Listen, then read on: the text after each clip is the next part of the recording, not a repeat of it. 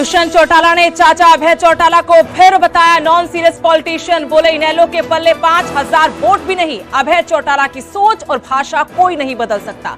अभय ने बताया था गद्दार। फिर अलग अंदाज में नजर आए अनिल विज। गुनगुनाया गाना मन की किताब से तुम मेरा नाम ही मिटा देना। गुण तो न था कोई भी, अवगुण मेरे भुला देना।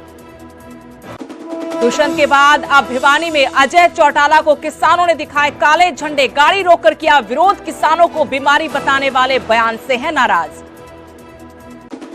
पार्टी में बगावत पर दुष्यंत चौटाला का बड़ा बयान। बोले चौधरी देवीलाल ने संघर्ष करना सिखाया। कोई छोड़कर जाता है तो दुख होता है, लेकिन राजनीतिक काम नहीं रुकते, ना पार्टी विचलित है।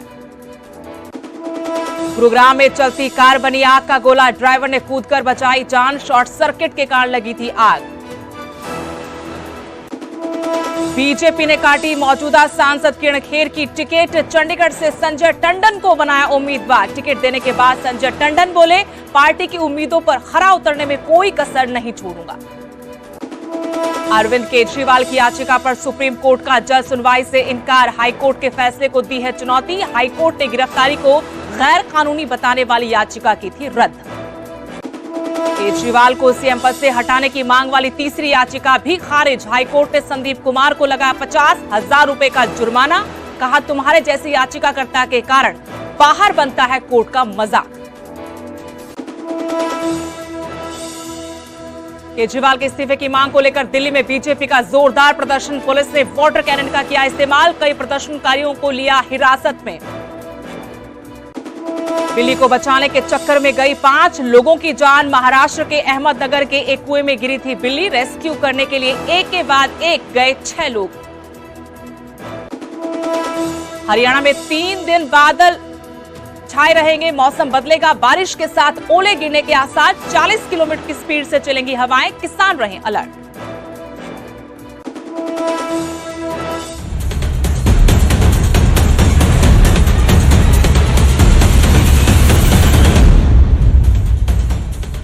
नमस्कार, हरियाणा प्राइम में आपका स्वागत है। आपके साथ मैं स्तेश नैन बोर। बुलेटिन की शुरुआत करेंगे बड़ी खबर के साथ। करनाल से बड़ी खबर, जहां नेशनल हाईवे पर बड़ा हादसा हुआ है। गुरुग्राम डिपो की बस में भयंकर आग लग गई। आग लगने के वक्त बस में सवारी नहीं थी। बड़ी गनीमत रही कि बस में उस वक्त सवारी नहीं थी जब यह हादसा हुआ। बस को सर्विस सेंटर लेकर आए थे ड्राइवर और कंडक्टर। बस पूरी तरह से जलकर खाक हो गई। फायर ब्रिगेड की गाड़ियां मौके पर पहुंची। कड़ी मशक्कत के बाद आग पर काबू पाया गया, लेकिन तब तक बस पूरी तरह से जल चुकी थी। आपको ये तस्वीरें दिखा रहे हैं, आप देख सकते हैं कितनी भीषण आग इस बस में लगी थी। गनीमत रही कि उस वक्त सवारियां नहीं थी जब ये आग लगी। कंडक्टर और ड्राइवर इस बस को सर्विस सेंटर लेकर आए थे। गुरुग्राम डिपो की ये बस है। करनाल में नेशनल हाईवे बाईपास के पास, और आप देख सकते हैं किस तरीके से इस बस में आग लग जाती है। गुरुग्राम डिपो की ये बस है। ये बस आगे की तरफ जा रही थी, बस स्टैंड से आई थी, आगे की तरफ जा रही थी और सड़क पर भी आग लग जाती है। ये एक्सक्लूसिव तस्वीरें हम आपको दिखा रहे हैं। आप देख सकते हैं अचानक से आग लग जाती है इस बस में, और जो सवारियां हैं वो जान बचाकर यहाँ से भागती हैं। कहाँ से बस आई थी, कहाँ जा रही थी, ये भी पता लगाने का प्रयास करेंगे। लेकिन आप देख सकते हैं सड़क पर आग लग चुकी है। पूरी बस जलकर खाक हो चुकी है। ये तस्वीरें एक्सक्लूसिव हम आप तक पहुंचा रहे हैं। इसमें अभी तक कोई जानी नुकसान नहीं हुआ है, लेकिन बस पूरी तरह से जलकर खाक हो गई है। ये एक्सक्लूसिव तस्वीरें हम आपको दिखा रहे हैं करनाल से, जहां पर इस बस में आग लग जाती है। हरियाणा रोडवेज की बस है। गुरुग्राम जो डिपो है उसकी ये बस है, और सवारियों ने बड़ी मुश्किल से अपनी जान बचाई है। करनाल से हिमांशु नारंग। क्या हुआ था सर? कुछ नहीं हुआ था, यहाँ हम ब्रेक की प्रॉब्लम थी, उसको ठीक करवाने के लिए आए थे। खड़ी खड़ी में अचानक आग लग गई। कहाँ से कहाँ जा रहे थे? हम चंडीगढ़ से दिल्ली गुड़गांव जा रहे थे। तो सवारियां थी? नहीं, कोई नहीं था, मैं और कंडक्टर था। आप और कंडक्टर थे। सुरक्षित है सारे दोनों? सब ठीक है। ठीक कहाँ पर करवाई थी बस? करवाने के लिए यहीं पे लाए थे, गेट पे खड़ी की थी, खड़ी करते ही आग लग गई। अच्छा, इधर टाटा मोटर्स में? यहाँ पर ये पहले टायर में आग लगी थी, उसके बाद फैलती फैलती सारे में चली गई। फिर एकदम ब्लास्ट हुआ है, टैंकी फट गई इसकी सारी की सारी। फिर उसके बाद वो पूरी आग फैल गई है। बाद में फायर ब्रिगेड की गड्डी बाद में आई सारी की सारी, जब हमने पता चला कौन सी बात। जगह है ये है बलडी बाईपास पे है। तो कौन सी बस है? ये सरकारी बस है, सरकारी रोडवेज की बस है, भरी हुई थी, एकदम खाली कर दी थी। हाँ जी, हाँ जी सारा। अब तो फिलहाल थोड़ा बचाव हो गया, सवारी भी बच गई है। हाँ, टायर टायर में आग लगी थी बस, और कुछ।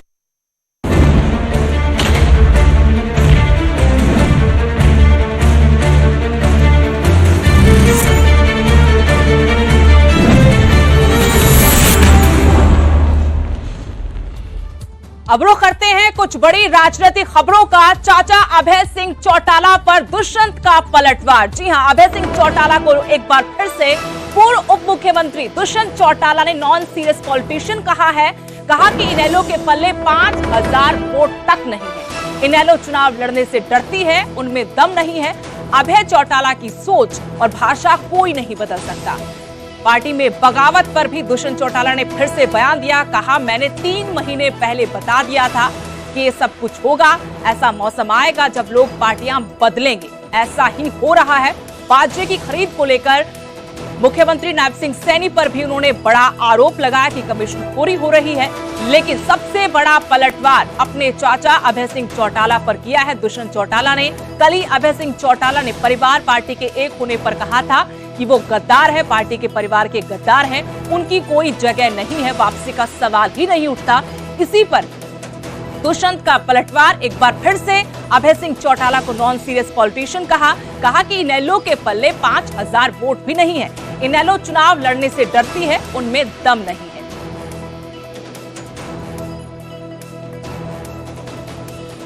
तो अभय सिंह चौटाला को लेकर बड़ा बयान कह सकते हैं उनके भतीजे दुष्यंत चौटाला की तरफ से आया है। कल ही अभय सिंह चौटाला ने बयान दिया था कि अजय चौटाला हताश निराश हैं, पार्टी में भगदड़ मची हुई है, इस वजह से वो पार्टी परिवार के एक होने की बातें कर रहे हैं।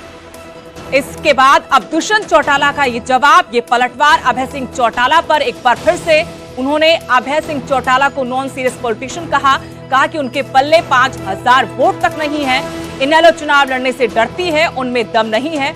अभय चौटाला की सोच और भाषा कोई नहीं बदल सकता। वो लट की राजनीति करते हैं और सब उनके बारे में जानते हैं, जबकि हमने कभी इस तरह की राजनीति नहीं की है। दुष्यंत चौटाला से तो उनकी तरफ से कहा गया कि ये बात मैंने 3 महीने पहले बता दी थी कि ऐसा मौसम आएगा चुनाव के वक्त में जब नेता दल बदल करेंगे। वैसा ही इस वक्त हो रहा है।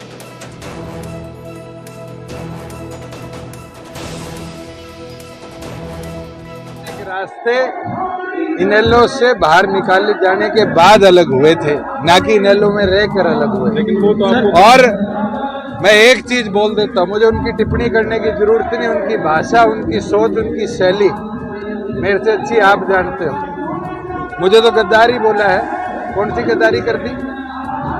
क्या इनेलो का झंडा लेके पार्टी तोड़ के हम बाहर गए?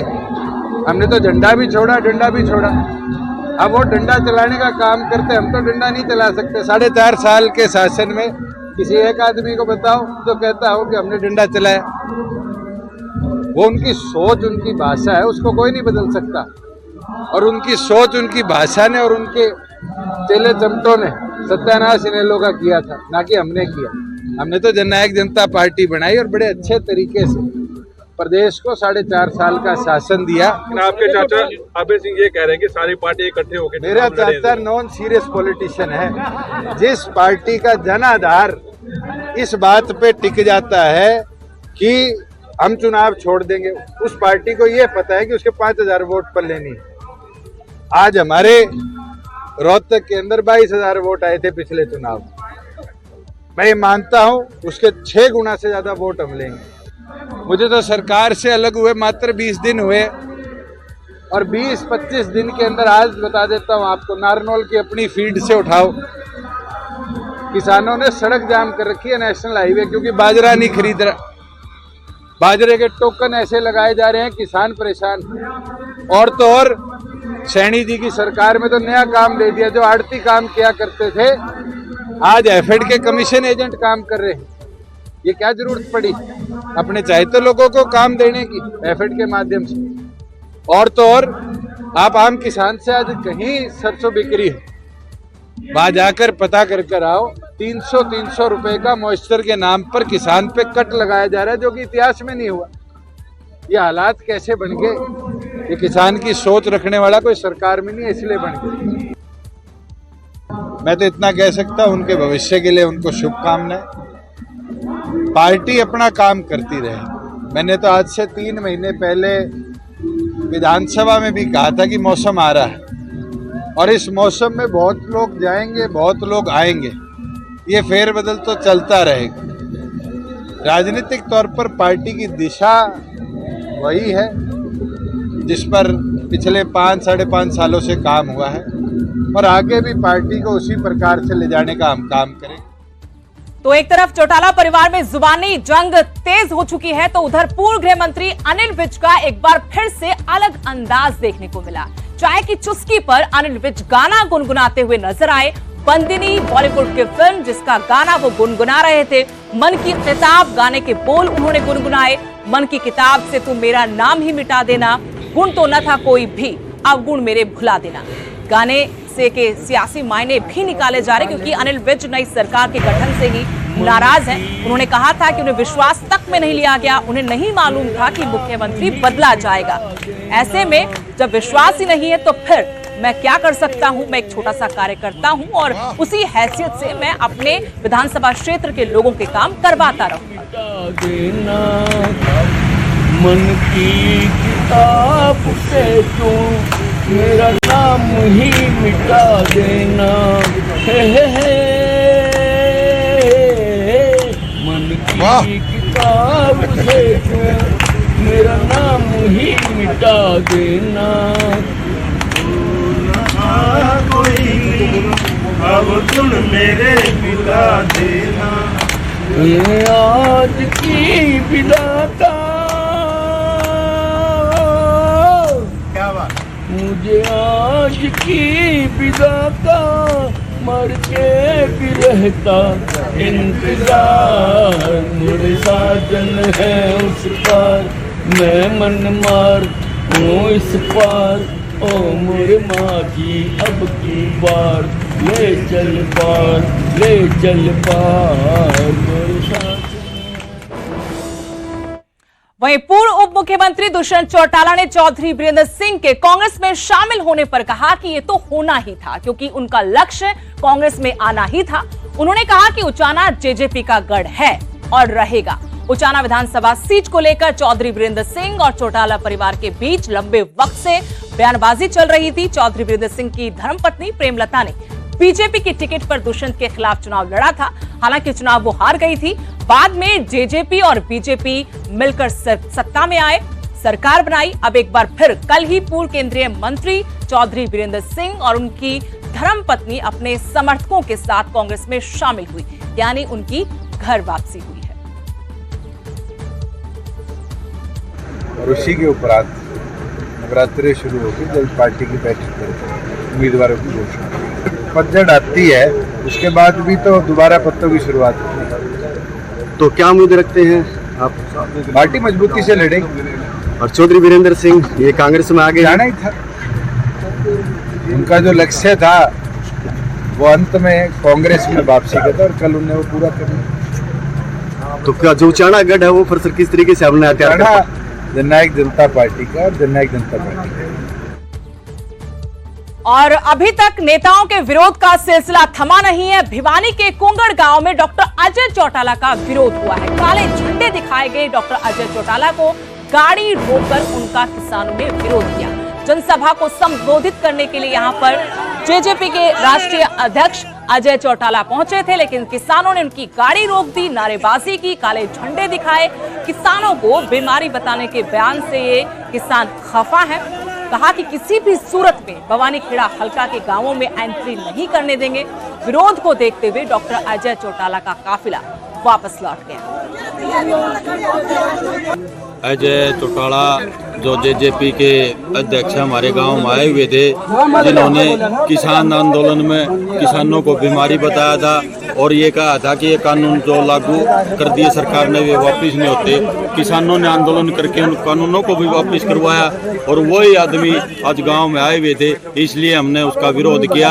और हमने अपने किसान आंदोलन में जो 750 किसान शहीद हुए थे, उन शहीदों की याद में आज अजय चौटाला की गाड़ी को वापस बैक करके वापस जाने के लिए मजबूर कर दिया और उनको काले झंडे दिखाए। फिर 4.5 साल किसान आगे MSP खातर मांग करी थी, हमारे 750 किसान मार रखे थे। और अजय चौटाला क्या कहता, किसानों जैसी बीमारी, आज बीमारी में क्या कराना भाई के अजय चौटाला है। हमने इसलिए विरोध किया, बीजेपी का जेजेपी पूरा रूप तब बहिष्कार हमारे गाँव में कौन बढ़ेगा भाई, चाहे हमारी लाश हो जियो। और आज भी गो बैक कर दिया अजय चौटाला की, में छुट्टी है भाई मैदान में, छुट्टी जाएंगे भाई जड़े भी जाएंगे ना, पूरा हरियाणा में कितने जाओ, इनका फुल विरोध है। कुरुक्षेत्र से इंडिया अलायंस के उम्मीदवार डॉक्टर सुशील गुप्ता ने किसानों के बहाने बीजेपी पर जमकर सवाल उठाए, निशाने साधे। कहा कि जिन किसानों को लाठों से पीटा, आज उन्हीं से वोट मांग रहे हैं। किसानों ने इन लोगों की गांव में एंट्री तक बंद कर दी है। किसानों के खिलाफ सरकार ने अघोषित जंग छेड़ रखी है। ना फसल का सही दाम मिलता है, ना ही खराब फसल का उचित मुआवजा दिया जा रहा है। ये किसानों की अस्मिता की लड़ाई है। डॉक्टर सुशील गुप्ता ने एक के बाद एक किसानों के बहाने बीजेपी सरकार को आड़े हाथ लिया। किसानों की प्रॉपर्टी जब्त करने के नोटिस दिए गए। जिन जिन किसानों को पीटा है, आज बेशर्मी से भारतीय जनता पार्टी उनसे वोट मांगने के लिए जा रही है। किसानों ने भी इनके लिए इनसे पूछा कि हमने तुम्हारी एंट्री बंद कर दी क्योंकि आपने हमारी दिल्ली जाने की एंट्री बंद कर दी। गांव हमारा है, हमने आपकी गांव में आने की एंट्री बंद कर दी और बोर्ड लगा दिए जगह जगह कि गांव में घुसने पे आपका विरोध है। और जिन जिन गांव में घुसने पे विरोध कर रहे हैं, उस पर ये पर्चा भी कर रहे हैं। ये अंग्रेज के चेलों ने पता नहीं किसानों को क्या समझ रखा है। जब आप नेशनल हाईवे पे चलते हुए इनको रोक सकते हो, क्या ये अपने घर में आने से नहीं रोक सकते? बहुत गुस्से के अंदर है। किसानों को जो बर्बाद करने की फैसला भारतीय जनता पार्टी ने कर रखा है, किसानों के खिलाफ जो अघोषित जंग भारतीय जनता पार्टी ने छेड़ रखी है, एक के एक बाद एक जो मोर्चा, कभी सरसों में नमी के नाम पे, कभी गेहूं के नाम पे, कहीं पोर्टल के नाम पे, किसानों के खिलाफ जो खोल रखा है, किसानों के खिलाफ जो पर्चे दर्ज हो रहे हैं, किसानों के जो ट्रैक्टर उन्होंने जब्त किए, सारे सीजन ट्रैक्टर को थानों के अंदर खड़ा करके रखा। किसानों को अपना गुलाम समझना बंद कर दें। मैं भारतीय जनता पार्टी के लोगों को आगाह करना चाहता हूं कि आप बुजुर्ग किसानों के खिलाफ भी आपने FIR दर्ज करी, जवान बच्चों के खिलाफ आपने FIR दर्ज करी। और ये जब से सरकार आई है, किसानों को लगातार बर्बादी के खाए में धकेला जाता है। उधर जेजेपी पार्टी में बगावत से बड़ा संकट पैदा हो गया है। इसी बगावत पर पूर्व उप मुख्यमंत्री दुष्यंत चौटाला ने बयान दिया। कहा कि चौधरी देवीलाल ने संघर्ष करना सिखाया है। कोई छोड़कर जाता है, दुख होता है, लेकिन राजनीतिक काम नहीं रुकते, ना ही पार्टी विचलित है। किसान जो लगातार जेजेपी नेताओं का विरोध कर रहे हैं, उस पर भी दुष्यंत चौटाला बोले। कहा कि अपने ही विरोध करते हैं, जो मजबूत होता है उसी का विरोध किया जाता है। इसके अलावा उन्होंने बीजेपी पर भी निशाना साधा। कहा कि बीजेपी के लिए 400 पार तो दूर, 200-250 भी मुश्किल है। पार्टी में बगावत पर दुष्यंत चौटाला ने बयान दिया कि जो संघर्ष करने की आदत उन्हें है, वो चौधरी देवीलाल से सीखी। कल की ना सोच, मेहनत करो, संघर्ष करो, जनता अपने आप ताकत देगी। 82 में पूरी मेजोरिटी को भजन लाल जी लेके भाग गए थे। 84 के अंदर चौधरी देवीलाल जी को चुनाव हार का सामना करना पड़ा और 87 में उसी जनमत के साथ वो ताकत लेकर बढ़े। कोई छोड़ता है और कोई आता है, ये तो राजनीतिक जीवन का एक पहिया है। मैं तो जो जिस सोच के साथ गए हैं, उनको आगे भविष्य की शुभकामनाएं दे सकता हूँ। हाँ, बिल्कुल उन्होंने काम किया, हमारे साथ काम किया है। और कोई साथ काम करने वाला जाता है, जरूर दुख भी होता है, मगर राजनीतिक जीवन के अंदर उससे आपके जो काम हैं, कार्य हैं, उनमें रुकावट नहीं आ। ये वही साथी है जिनने मेरे को जिता के लोकसभा में भेजा, ये वही साथी है जिनने मेरे को विधानसभा में भेजा, ये वही साथी है जो विरोध कर रहे हैं।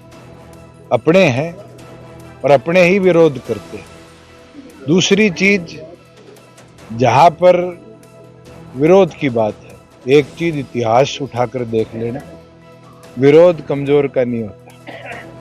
देसी भाषा में कहते हैं ना, बोधे का विरोध नहीं होता, मजबूत का होता है, ठाडे का होता है। आज उनको ये एहसास हो रहा होगा कि कोई समय था, उस समय पे उनको जरूरत थी राजनीतिक तौर पर, पार्टी को ये लगा कि हमें एक स्टैंड रखना चाहिए और उससे उनकी ताकत बढ़ानी चाहिए। हमने करा, 4.5 साल किसान को सशक्त बनाया। वहीं उन लोगों के मन में कोई बात है तो वो हमारे आगे रख सकते हैं।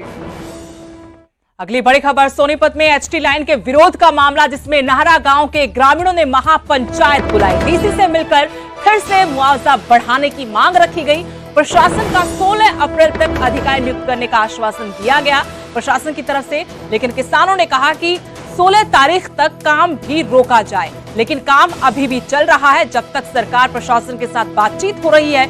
इस बीच में भी काम नहीं रोका गया। इस पर किसानों ने, ग्रामीणों ने ऐतराज जताया है। ग्रामीणों ने इसके बाद कहा कि कल एक बार फिर से महापंचायत बुलाई जाएगी, जिसमें बड़ा फैसला लेंगे। प्रशासन से बातचीत और विरोध के बावजूद काम चल रहा है। सरकार कौड़ी के भाव जमीन खरीद रही, जबकि करोड़ों की जमीन। हरियाणा की जो पॉलिसी है वो भी उनको हमने दिखाई कि भाई ये पॉलिसी है और हमारा ये राइट है। हमने सीधे शब्दों में ये कहा कि जब फार्मर का 5000 गज का जो एकड़ है, 4840 गज का होता है, उसमें जो नुकसान फार्मर का है पूरा वो मार्केट रेट से नुकसान है, तो मुआवजा भी मार्केट रेट से हो। और उसके अंदर जब कॉरिडोर का प्रावधान है, आरओडब्ल्यू का प्रावधान दूसरी स्टेटों में है, कर्नाटक, हमें डीसी साहब ने बताया कि गुजरात और महाराष्ट्र की तर्ज पे हमने सिफारिश की आगे रेट बढ़वाने के लिए, तो हमने उनको बताया कि कर्नाटक जो सरकार है वो 100% पाइलोन स्ट्रक्चर भी देती है और 75% वो कॉरिडोर और 50% आरओडब्ल्यू भी देती है। वो लिखित में अब उनको यहाँ पे एक नोट भी देके जाएंगे। वो तो हमने उनको बता दिया सारा कि हमारे ये इफेक्ट है, लेकिन जो काम जो चल रहा है, जब तक फार्मर को उसका कंपनसेशन नहीं मिला है, तो खेत में जो काम चल रहा है वो एक तरीके का गैर कानूनी तरीके से चल रहा है। तो कल इसमें जो फैसला है, पंचायत अपना फैसला 2 बजे के करीब जो है दे देगी। जो मुआवजे के रिगार्डिंग कुछ असहमतियां हैं, मैंने उनसे रिक्वेस्ट की है कि आप अपनी जिन जिन बिंदुओं पर असहमतियां वो हमें लिख कर दे दें, वो हम सरकार में जो कॉम्पिटेंट अथॉरिटी है उनके साथ टेकअप कर लेंगे। साथ ही मैंने उनसे अपील भी की है कि कानून व्यवस्था बनाए रखें और कानून को अपने हाथ में ना। इसी के साथ हरियाणा प्राइम में अभी के लिए इतना ही। आप देखते रहिए न्यूज़ 18 पंजाब हरियाणा।